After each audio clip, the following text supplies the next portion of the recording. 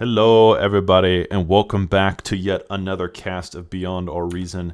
Guys, today I have another juicy 1v1 for you between Masterbel here in the blue and Mightysheep in the red. And this is on a map called Titan Duel. Titan, I believe, named after one of Jupiter's moons. I believe there is a moon of Jupiter called Titan, one of the bigger moons, and used a lot in science fiction as well. But before we jump into this, I do want to say our two players here, both of very high renown. Masterbel in particular is he's a bit of a god. He's a wonderful player, and we have seen Masterbel perform extremely well in tournaments, in previous casts. He certainly has the skills and the stuff. However, the thing about Masterbel that's really interesting is he's the kind of player that will get in his own way. He will kind of get in his own head. And so a lot of times it's not even a question of skill. Masterbel has the skills. He has the ability. But he also can get very down on himself, and sometimes that psychological disadvantage can certainly cause you to lose. Guys, I will say this, in a game like in basically any game, but especially in like RTSs, you are not the best unless you believe you are the best. You have to have that power of self-belief, of knowing that you are a good player. That will absolutely give you an edge over the opponent. It doesn't matter how good your skills are if you don't have this ability to believe in your own play. So Masterbel certainly has the skills, but can he believe in his own power, basically, to win this game and even to win this tournament? Guys, there's a tournament coming up on April 8th that I will be casting, and Masterbel is he's going to be part of it, so we're very excited about that. But Mightysheep is also a great player as well. However, Masterbel doing something very important here, and starting with ARM. I have been complaining a lot in my previous casts that the players just are not. The players are just not, they're not playing ARM at all. It seems like every 1v1 has to be core versus core, and there's no one to represent the side of humanity. So Masterbel here, finally representing the good side. And we're going to have to see if Masterbel can prove that ARM is in fact the superior faction, the superior race.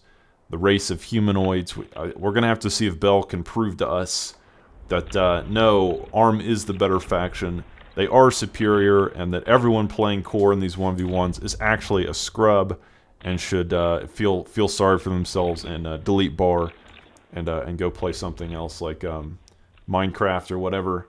But one thing that ARM does get that's really nice is these ticks. And the tick is a fast scout K-bot. They're very quick, and they do okay damage if you get enough of them.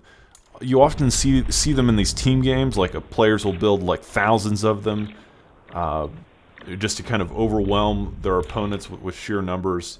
So these ticks, very good at harassments, very good in 1v1s as well. Some people actually complain that the tick is overpowered. I don't think it's overpowered, but it is certainly strong. And here already we see the power of that. Now one thing that's really interesting.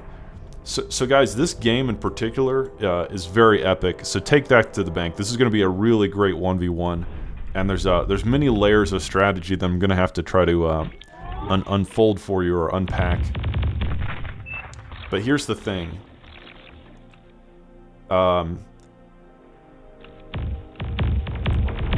Grunts are thought of as superior in 1v1s. This is one of the main reasons that people choose core, is that it's said that the grunt is superior to the pawn. The pawn is the ARM's infantry K-bot, kind of its mainline battle K-bot. And the reason for that is that the grunts slightly outrange the pawn. Now the pawn's DPS is actually higher. The pawn does more damage per second. However, the grunt can outrange it slightly with its lasers. And so the belief is, the reason everyone chooses core in these 1v1s is that the grunts, if microed perfectly, can outrange the pawns and thus win every engagement. However, Masterbel is building ticks here, and the ticks are actually faster than the grunts, and so with ticks you can actually get on top of the grunts and make their range count for nothing. Now I will say this, guys, this is like an important component to mention of this as well. Grunts only beat pawns if microed perfectly, because the range difference is very small. It's tiny. It's like maybe 5%. You know, maybe the grunts have a 5 or 10% range advantage on the pawns. But if the pawns can get in range of the grunts, they win the battle. Their DPS is higher. But here, Mightysheep early on doing a good job, and you can kind of see already using these grunts' higher range to kite Masterbel. And already Masterbel's base has been almost completely destroyed. Economically, Masterbel hugely behind at this point in the match. He's 16 metal behind, which in a 1v1 is massive. So it looks like Mightysheep might just win and make me eat my words at the 6 minute, 6.5 minute mark of the game.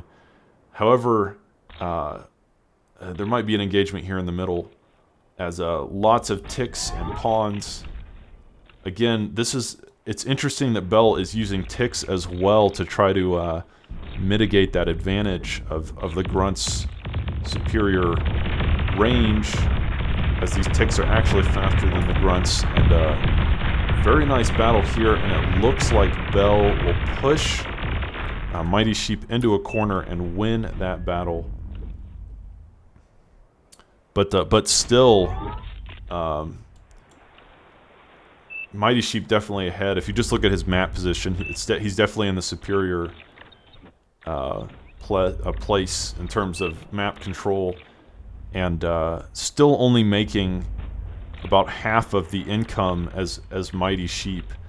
So, however, he is reclaiming some metal from previous battles, and that will give him, hopefully, the ability to perhaps come in this game, or come back in this game. Now guys, one thing I will say is, because of the fact that pawns have that higher DPS, they're better at taking defenses. They're better at walking into defensive lines, because the grunts' range against defenses is worthless, because defenses outrange the grunts.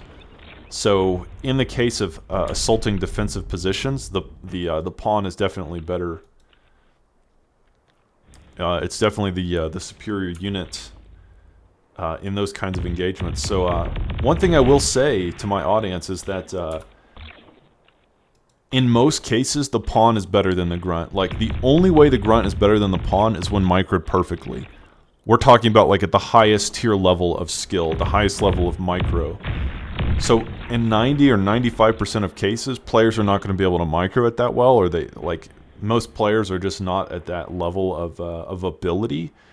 In most cases, the pawn is just better. If you're doing team games, go arm. If you're going K-bot first, go arm, because they get 2 K-bots, core doesn't, and pawns are actually better. Like, in these big 8v8 clown fiestas, your opponents are not going to be able to micro, or they won't micro at the level that it even matters. And then pawns are just better because they can assault these defensive lines much more easily. They have a higher DPS. Like, the only place that this matters, that the grunt's slightly longer range, is at this level of skill. But here we go. Masterbel in trouble, perhaps moving his commander back. However, some blitzes moving in here, and they will push back these grunts. And of course, the blitzes are faster than the grunts, making their range a little bit irrelevant. So Masterbel with a nice upgrade into vehicles, and now going into air third. So he started bot labs, went into vehicles. He is now reclaiming his bot lab, and going into air. So Masterbel all over the place in terms of his tech decisions in this particular game. But Mightysheep has also gone into vehicles. However, Mightysheep hasn't built any air defense at all, so he may not be ready for this bombing run, which is almost certainly on the way. And we've already seen in previous 1v1s I've casted how good airplay can absolutely change the course of a game and cause a player to get a huge advantage over their opponent, especially if it catches them off guard. It does a lot of economic damage, so we'll have to see if Masterbel can get a very nice bombing run done here. He needs to be careful with his commander, though, as this well-placed Dragon's Maul, the flamethrower turret that Core gets, will push back that commander. But yeah, in the meantime, a lot of bombers being made here, and again, Mightysheep with no air defense. And can Masterbel bomb his way into victory? He's still behind economically. Masterbel is still behind, still only making about half of his opponent. As you can see, Red still has more of the map, and a lot more energy as well. There's a ton of wind generators all over the place. Mightysheep is definitely economically conscious, a green energy advocate, if you will. But Masterbel's going to have to get a lot done with this bombing run, because Mightysheep is just... he is making a lot more, both metal and energy, and has better control of the map. So yeah, Bell definitely on the back foot, but this game is not over, as these bombers will finally fly in, and let's slow it down. Guys, these bombing runs happen so quickly. I do like to slow down the game just to give you a better overview of the action. These bombing runs are extremely high-paced, and Masterbel going to try to show us what having air superiority can do.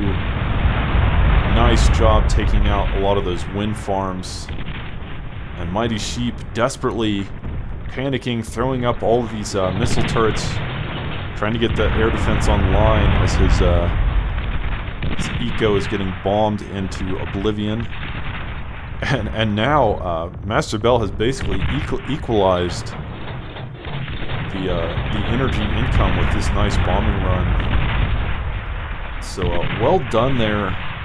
Well done there by Blue. It's certainly made the game a lot more close, and now with this nice vehicle push into the north, that will probably take out everything up here in the northeast. I'd like to see him get that mechs as well, but ultimately, after that well-timed bombing run, the game will be much closer between these two players, and I don't really know who is ahead at this point. Mightysheep still making a little bit more metal. Let's go ahead and see what Bell is doing. He's making some, looks like he's making some T1 gunship, the Banshee. He's still on vehicles, but now pushing through the middle with a nice army of blitzes and really stouts. Flashes and stumpies to my OTA players or veterans. So very nice back and forth here by both players. But that bombing run certainly brought Mightysheep down to Masterbel's level and brought the game to much more of an equilibrium. Still Mightysheep having the better position slightly, but Masterbel probably has the better army with all these stouts and blitzes. So yeah, it's a very close game, and Masterbel now going to push forward. Mightysheep bringing his commander into the fray, cloaking him as well to probably try to get that D-gun. He will take out 3 stumpies there with the D-gun, so That was very good use of the commander, as I don't know if Mightysheep had enough units to actually stop that push by Bell. And so, yeah, sometimes you have to bring your commander to the front to protect yourself. But guys, in these 1v1s, you only have one commander. If you lose it, that is the game. So, yeah, Red taking a very risky maneuver there.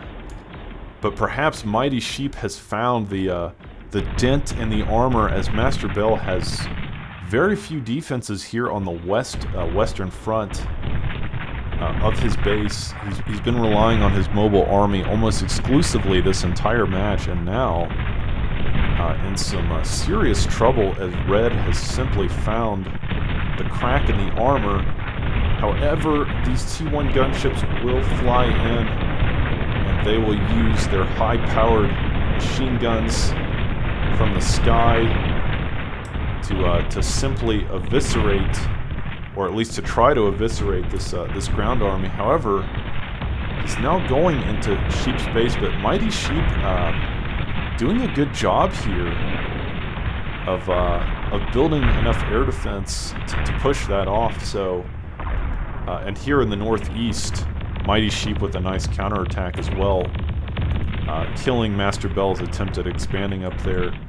And one frustrating brute here will make it through, but he won't get too much accomplished. He will be mostly reclaimed out of existence. But right now, the entire map is chaotic, as Masterbel has made it to T2, and on these Jaguars. And these Jaguars, of course, very fast, very nice raiding tank. They're originally called Panthers, but Masterbel doing a decent job of building T1 gunships to try to hold off these assaults. However, just looking at the map, again, Mightysheep has the better position. He's making more than twice the metal per second of Masterbel. His base is defended much better, as you can see. We've got laser towers and air defense all across the front here. And so Masterbel does not have any area that he can easily break through. Probably the best area is right here. There's no real defense here, so he could. But even if he goes this way, there are quite a few defenses there. So Mightysheep has his bases covered pretty well, where Masterbel has almost no defense at the front at all. There's just almost nothing here except a few light laser towers on the eastern side there. So, yeah, certainly Mightysheep in a better position here.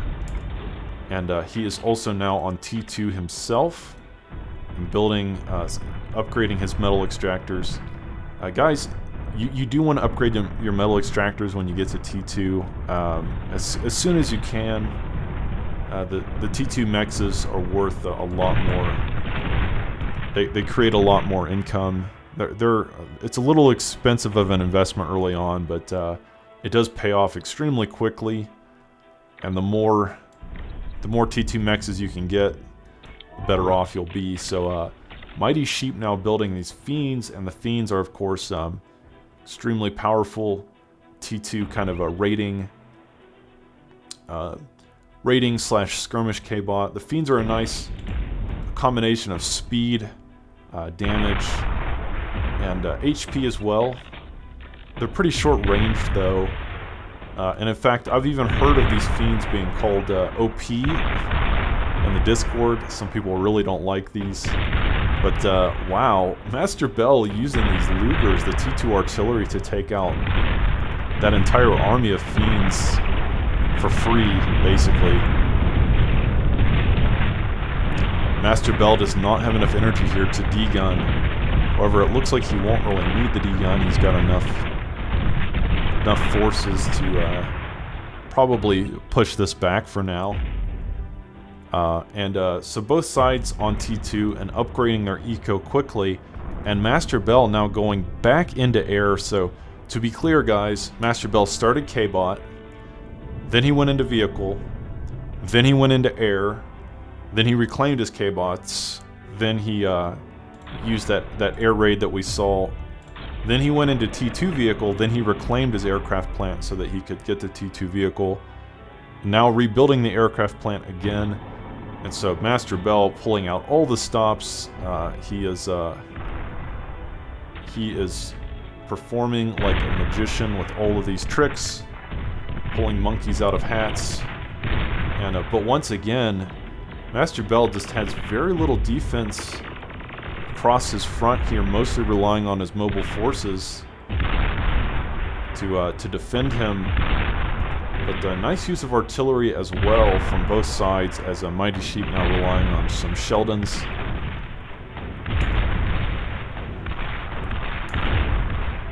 And the problem is Mightysheep is making about double the energy production. So if you look at the top of the screen here, Masterbel is not. He doesn't have enough energy to maintain his production. It looks like he has queued up a fusion, so that should help him a little bit.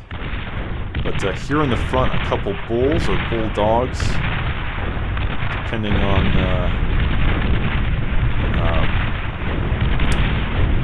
where you hail from, depending on if you're a blood or a crip, depending on your affiliations, your gang affiliations. This will be called a bull or a bulldog, but it is arms heavy T2 tank, and these are very strong, especially in high numbers.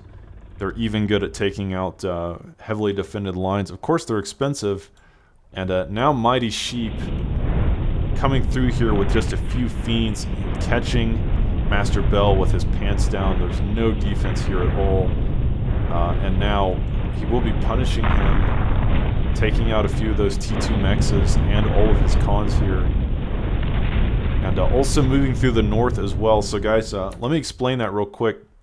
So there are these entrances on both sides where you can go up this little ridge, move up the side of the map here, and if you do it like this, you can actually come down into your opponent's base. It also exists up here on the east side. It can be used either way. Like either player can abuse this kind of secret entrance, this closet to Narnia, if you will, into your opponent's base. And Mightysheep has abused this with his fiends to take out what was an expansion operation with a lot of T2 units. And Bell had no defense on this side, so really catching him with his pants down. And additionally, now doing it on the right side. However, on the right side, Bell is building some mines with these combat engineers. So maybe these mines will be enough to stop this, as here on the west, some Jaguars coming in to stop this, and they will be successful. Jaguar are a decent counter to the fiends. They will outrange them, and they're faster as well. So here in the front, these couple of bulls, probably not enough to break through this very nice defensive line.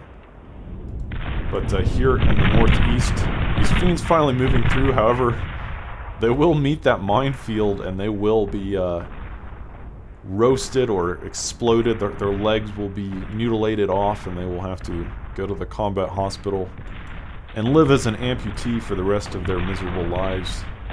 But yeah, this is a very close game, very back and forth. As this one fiend, though, still very annoying, and he will kill that almost completed T2 mechs. So Mightysheep doing a great job of harassing here.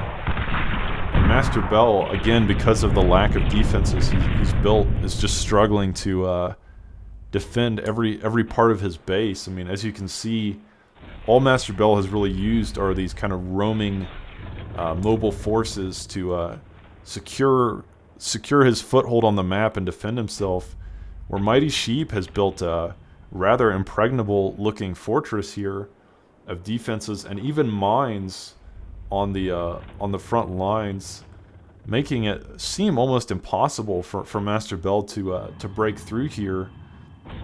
And so even though the game has stabilized economically, both players pretty even on resources at about the 23-minute mark, Mightysheep's position is still better in terms of his map control, where Masterbel just has units, and if these units are killed, Mightysheep can simply walk into his base. Oh my god, that was terrible.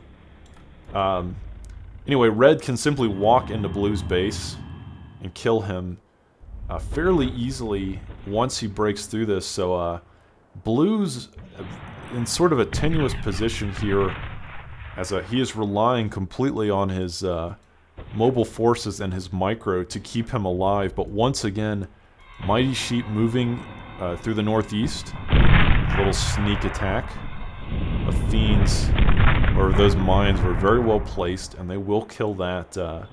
They will stop that attack in its tracks. So one other thing I'll say is that Mightysheep is using these Scorpions, the T2 pop-up batteries. And these are extremely powerful T2 defenses. We may get to see here.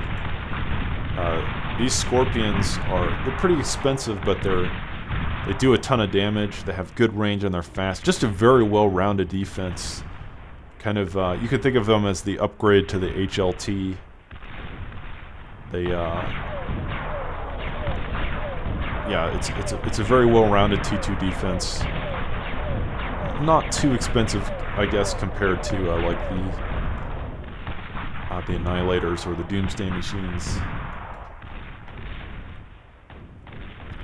And certainly giving Red enough time to shore up the defenses here at the kind of the eastern corner of the map. Of course, the Pitbull is the ARM equivalent, the Armada equivalent of the Viper or the Scorpion. But a nice use of Sheldons here, as these will simply pelt Bel's army from a range. And of course the Mammoth I've mentioned in previous casts. Absolute monster. It's kind of like a T2.5 unit. Almost strong enough to be considered T3. It is very slow, but it feels nearly impossible to kill, and they have a huge range and they do great damage. And so using those, it will repel Bel's attack. So again, very nice use of Sheldons here. And now Masterbel going into the Pulsar or the Annihilator. The ARM T2 Tachyon laser defense. Guys, one thing I will say, if you're not aware of this, the Pitbull and the Scorpion are pop-ups. So what happens is, when they're not attacking, they go into kind of like a turtle mode or a defensive position. And they become much harder to kill. So that's another reason to build these defenses, is that they take quite a lot of abuse in the closed position. But even with that, it seems like Masterbel is in serious trouble here, as Mightysheep perhaps getting a critical mass of Sheldons and just pelting Masterbel's army and his base from a massive range. He's got to get this Pulsar up quickly, using the bulls to try to take the fire, try to hold off as long as he can. This Pulsar has to get up if he wants to stay in this game and survive. One thing though is the Pulsars have a huge range, guys. It is a massive range. You can see this. This is the range of it, so if he can get this thing up, it's going to be devastating. And they're even good against Mammoths. One shot from that Pulsar, getting the Mammoth to about half HP.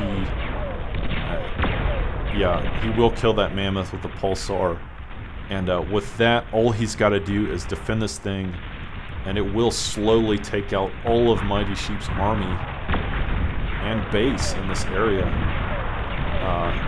So getting that Pulsar up just in time, just in the nick of time, and now dealing significant damage to Mightysheep's frontline base here as well, with a lot of these with these bulls. And even the sumos do not stand a chance. The mammoths do not stand a single chance. Of course, that shot was pretty ugly, but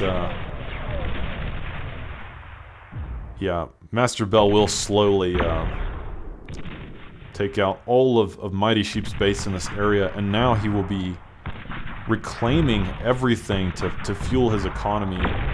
So very, very nice use of the Pulsar in this position to save him from what seemed like a dire situation where he was possibly about to lose the game. And now a good use of bulls as well to take out that Moho exploiter. The armed T2 defense, the armed T2 metal extractor for Cortex. But still, Mightysheep has a ton of defenses.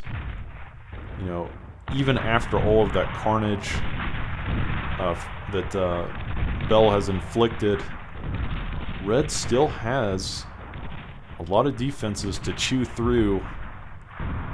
And just such a different playstyle from Masterbel. Masterbel has built very few defenses at all this game. But these Pulsars have certainly, I mean, as you can see, this Pulsar has cleared out that whole area. Everything within its range has been unceremoniously eviscerated out of existence.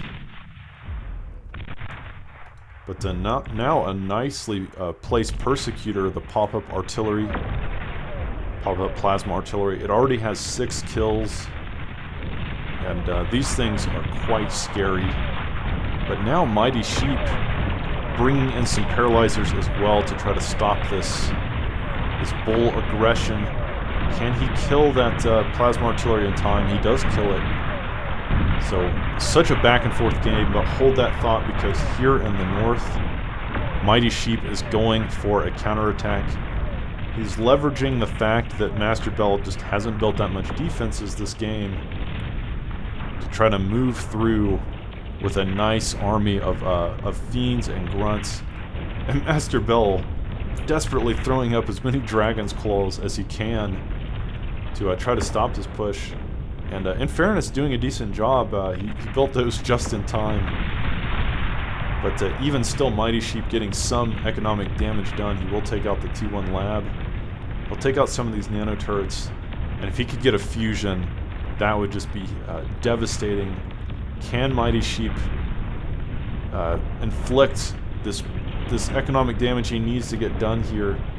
Getting the fusion down to 27%. I would have liked to see him kill this advanced energy converter, but you can see that attack did take out pretty much this whole area of Masterbel's base. Very, very nicely timed attack there by Red. Even though he didn't get that economic damage he wanted, he still did a great job, I think, of getting control of the map, or getting better control of the map. So we'll go back to normal speed, but yeah, the game's still very close. Both players still very even economically, but I couldn't tell you even who's winning right now.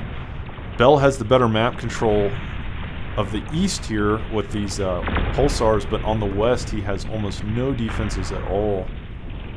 And if Mightysheep could simply bring a large enough force to break through these Dragon's Claws, he could just win the game.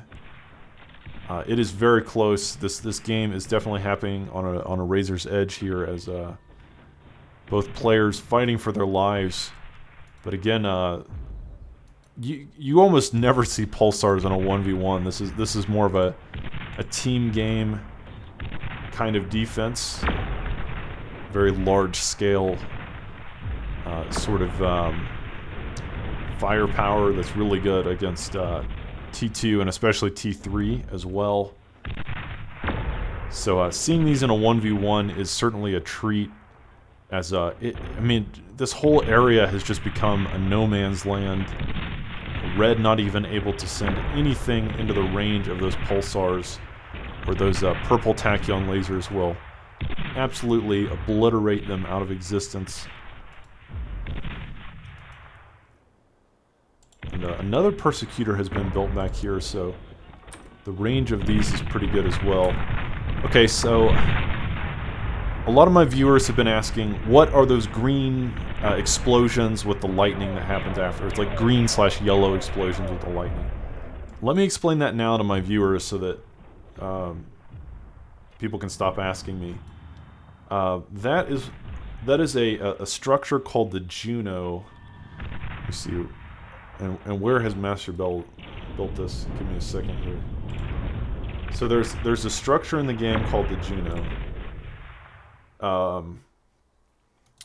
Sorry, oh, here it is.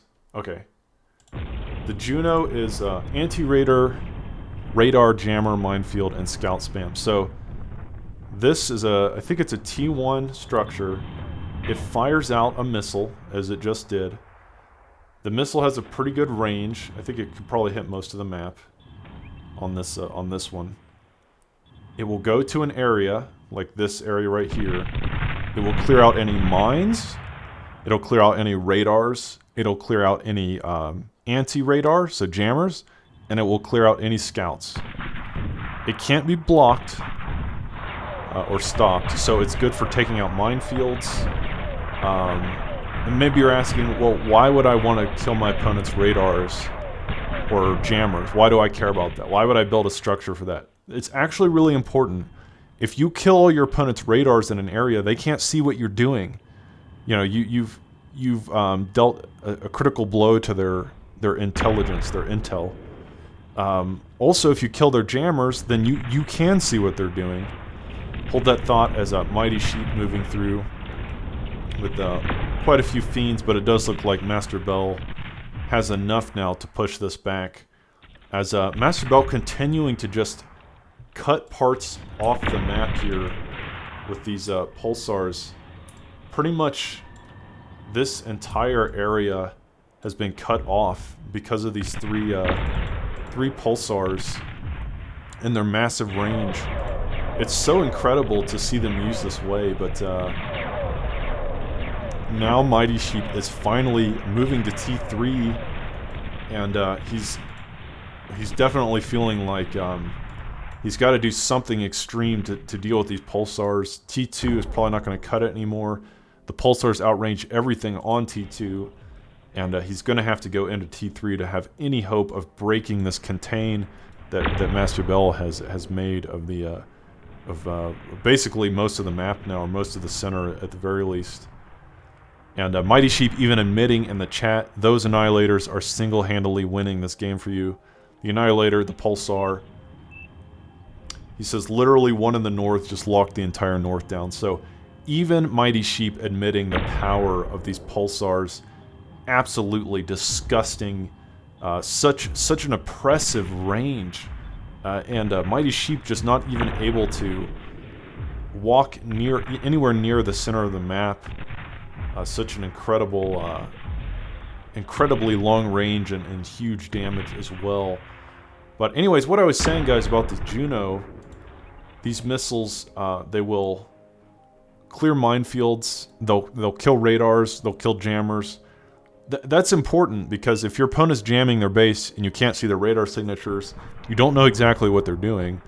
And if you kill their radars, then they won't know what you're doing, so knowing is half the battle in an RTS, guys. And so those Junos, they don't do any real damage to the player. They won't destroy, you know, armies or anything like that. But they will clear minefields, and they will give you an advantage in terms of the war of intel, which is very important as well. So Mightysheep saying, I haven't got a clue how to beat it. He doesn't know how to beat these pulsars. They're too strong. And man, the range is so oppressive. But basically, you know, I've been saying it for a long time on my cast, guys. ARM is better. How come we don't see more ARM in these 1v1s? look at the power of these Pulsars, the massive oppressive range that they are punishing red with for going core, and just taking out anything that comes into the center of the map. But now Mightysheep finally pushing forward with an army of Shivas here, and those are going to try to be his counter to these Pulsars. However, okay, one thing I want to explain here that's really interesting, once again, these Pulsars can also sort of close up. They can go into a closed state like a turtle. They will become much harder to kill. So Masterbel is certainly trying to utilize that here, but he will still lose one Pulsar as this push will continue. And these Shivas looking a little bit unstoppable. Now closing up this Pulsar as well to try to save its life, and sending some engineers to repair it. He's desperately trying to keep this alive. These Pulsars have certainly given him the advantage of the game, and he doesn't want to lose them. So this Pulsar is still alive, and now with a counterattack, Masterbel is pushing Mightysheep back.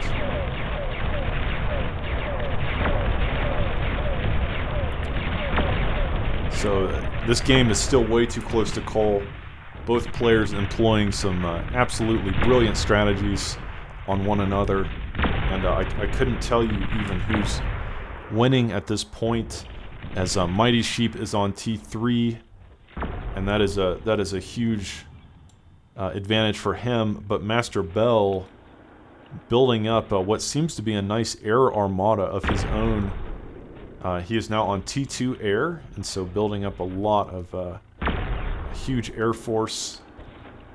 So Bell is on T2, but he does still have the better map control. He did save this Pulsar, which has 18 kills, 19 kills already, and now resurrecting this one. Oh, will the nightmare ever end for Mightysheep? He just cannot deal with these Pulsars. So oppressive, the range and the damage, just controlling the entire map. And now, after he resurrects this one, Mightysheep did so much to try to kill that, and now his nightmare has been recreated. But now using these catapults to get some damage done. And the catapults could perhaps deal with this. This Annihilator only at 12%. It was not fully repaired before this catapult with 11 kills and 1 volley. Holy cow. And one more volley will take out that Annihilator. So a catapult, a decent counter to what Blue is doing here. And does Blue have a response? This catapult is going to take out this Annihilator, I think. No, it will barely survive this thing. Masterbel desperately trying to repair this in time to 25%, but this catapult continuing to rain down on it. And it'll get a few engineers as well, so what an interesting game. But Mightysheep now sending a lot of scouts and smaller units to the front line.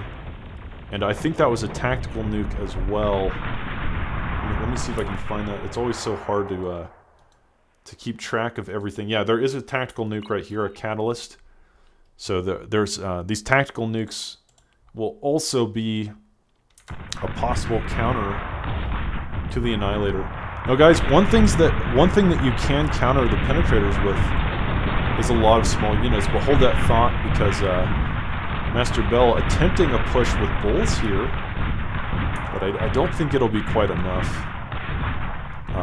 Again, Mightysheep has done a great job of building enough defenses at his front line. But one counter to these Pulsars is actually just a lot of really small units. The Pulsars are strong, but they can only shoot like once every another tactical nuke coming in. It will get that one to about half health. And now these Shivas moving through. There's so much to talk about this game. I can't really keep up with everything, but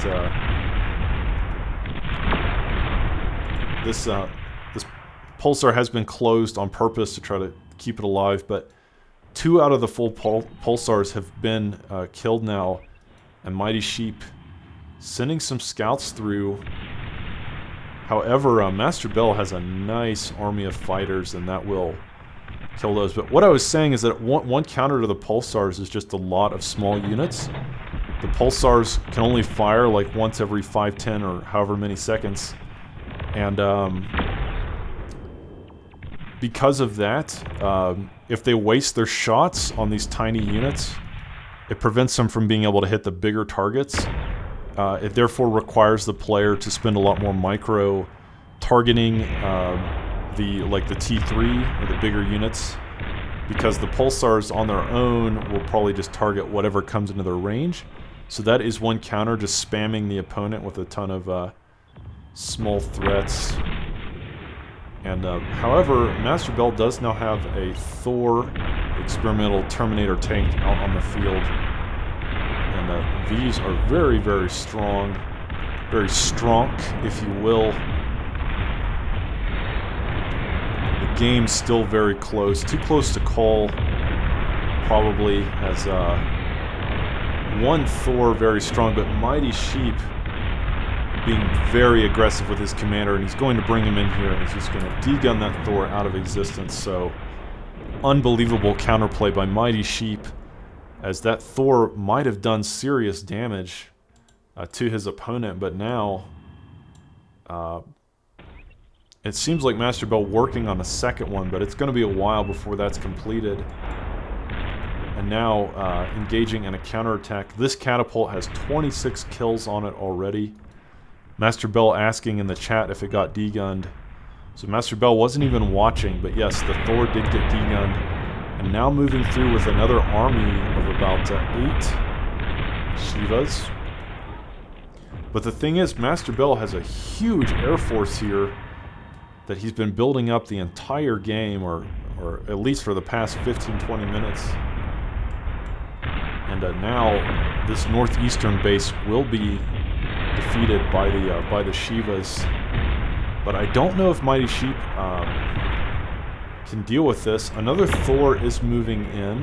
And again, the Thors are decent. Or they're a pretty good counter to Shivas, as they have a lot of health. But now, Masterbel's air moving in here. Tons of EMP bombers will stun the front line there. And brawlers as well, or roughnecks. The T2 gunship, and that will push Mightysheep back. However, Mightysheep has built his own air defense, bringing that into the fray. Now we're having a fight in the skies. Both players vying for aerial dominance. But Masterbel will ultimately push Red back with a nice combination of the Thor and his air power. And once again, Mightysheep in a difficult situation here. Seems like he's not even sure what to build. He has stopped building T3. He's upgrading his eco right now, trying to build a second advanced fusion reactor, and probably once he finishes that, he will go back into T3 production. But it is still a very close game, but again, 2 of these Pulsars are still alive. A tactical nuke will attempt to hit this one again, and it is slowly dying, but yeah, what a crazy back and forth 1v1. Typically we do not see 1v1s go into the T3 phase. Typically we don't even see 1v1s go into the T2 phase, for that matter, as 1v1s are typically they're decided very quickly.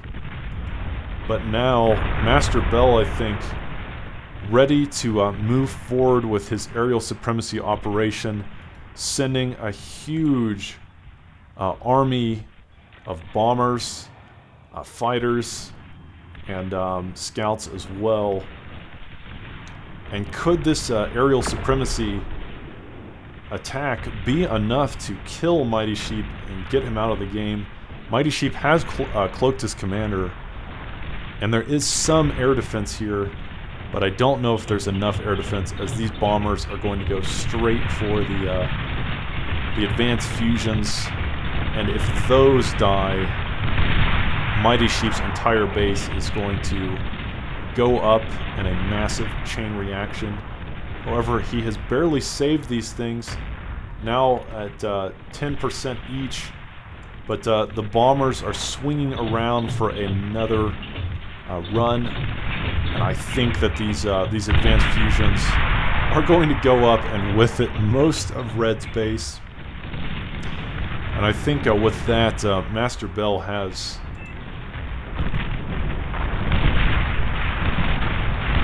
he has claimed victory over his opponent. So, wow, what a crazy game. What an insane 1v1. Masterbel demonstrating the power of ARM, showing that all these core plebs, they need to quit spamming that faction and use the power of ARM. But either way, guys, I hope you enjoyed that game. That was a crazy one to cast.